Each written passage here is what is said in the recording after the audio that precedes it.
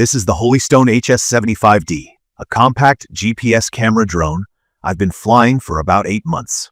I picked it up as a low-risk way to learn the ropes, and I've put it through a lot of backyard practice, park flights on calm mornings, and a handful of quick travel sessions.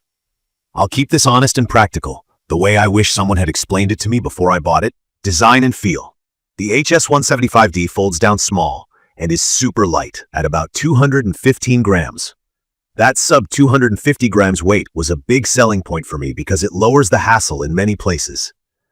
The drone feels better built than I expected at this price. The plastic doesn't creak, the arms lock out with a confident snap, and the brushless motors are quiet and efficient compared to older brush setups I've flown. The included case is genuinely useful. It fits the drone, the controller, 2 batteries, prop guards, and spare props without a fight. After months of tossing it in a bag, the hinges are still tight and nothing rattles or feels loose. The landing pads under the body are small, so I prefer taking off from a flat surface or a small pad to avoid tipping. The controller is simple and familiar.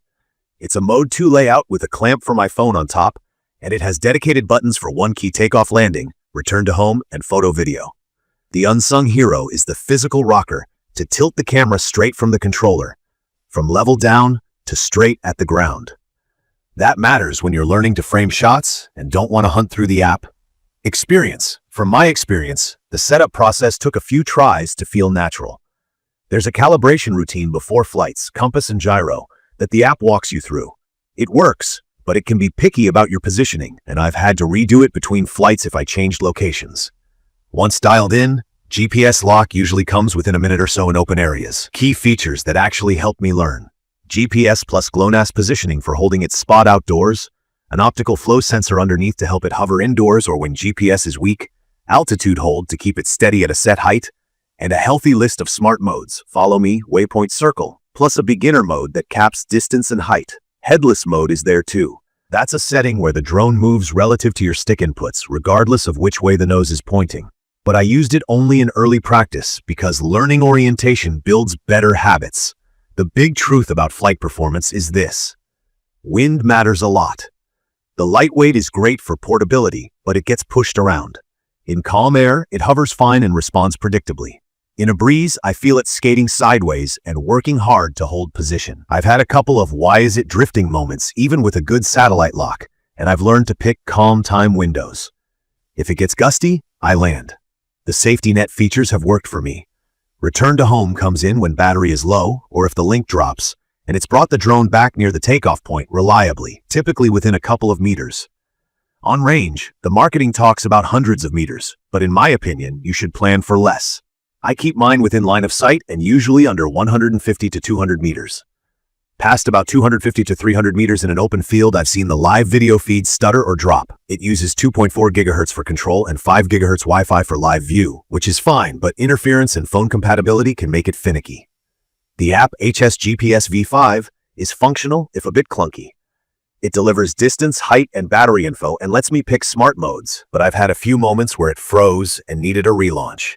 Not a deal breaker, just part of the budget drone vibe. Battery life has been steady. New. Each 7.6 1700 mAh pack gave me around 22 to 23 minutes in light wind flying conservatively, and now I'm seeing around 20 to 21 minutes per pack.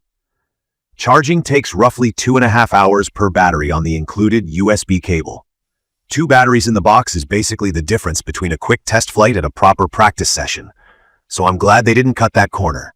Camera-wise, here's the straight talk. The HS175D advertises 4K, and that applies to still photos. Video records at up to 2.7K to a micro SD card and typically 1080p to the phone. More importantly, there's no gimbal stabilization.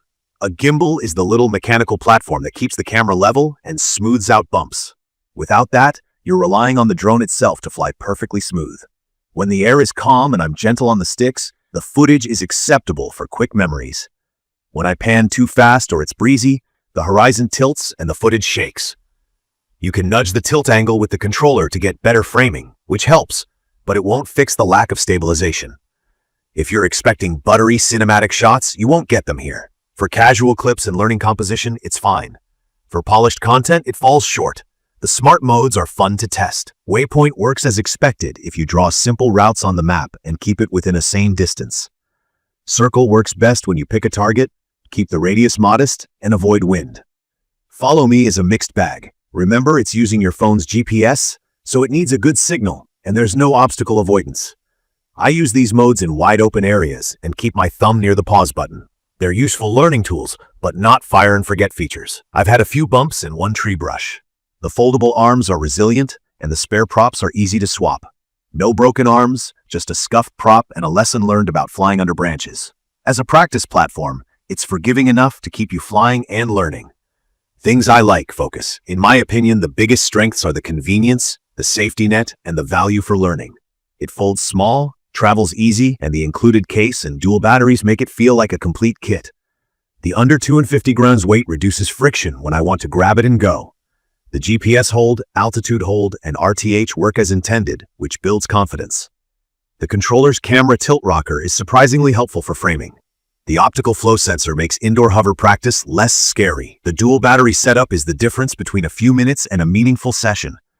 It's perfect for someone who wants to understand core drone concepts without spending a lot. You get a taste of GPS-assisted flight, FPV, the live camera view, smart modes, and pre-flight checks like compass calibration. The good part is you learn real piloting skills because the drone won't mask every mistake. That's useful if you plan to move up later. I also like that the brushless motors are efficient and robust. Noise is reasonable, and after months of use, there's no weird vibration or startup issues. The firmware and app haven't done anything unpredictable to my unit beyond the occasional quirk, and the craft still feels solid. Trade-offs you should know. The video promise doesn't match the hype, and the wind tolerance is limited. That's expected at this size and price, but it's important to set expectations. From my experience, if your main goal is smooth, cinematic footage, you need a drone with a real gimbal. No amount of careful flying will fully replace mechanical stabilization. If you're mostly flying for fun, practicing maneuvers, learning airspace etiquette, and grabbing casual clips, it fits the bill. In terms of care, I treat calibration as part of the ritual. Unfold, power on, wait for enough satellites, quick compass spin, quick gyro set, check beginner mode if I'm in a tight area, and confirm my home point. I only push range in clear open fields, and I plan my flights for calmer parts of the day. Doing that has kept my flights stress-free. Who I think it's for. I'd recommend this for beginners who want to learn flight basics without risking a pricey camera platform. It's also good for hobbyists who prioritize portability and quick casual flights. It's perfect for anyone curious about GPS drones who doesn't need premium video. If your primary goal is content creation with smooth, stable video, this isn't your final stop. Think of it as a trainer that teaches you what matters before you invest more. In conclusion, the Holy Stone HS175D is a smart starter drone with honest limitations. It nails convenience, safety features, and flight time per dollar. It falls short on stabilized video and windy day control.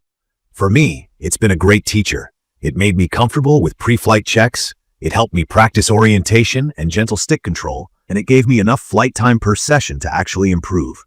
I still fly it when I want a quick practice run or a casual aerial look at a spot.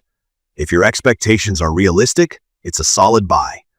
If your goal is cinematic footage, save up for something with a gimbal. If you found this helpful, hit subscribe and drop your questions or your own HS175D tips in the comments. Thank you for watching.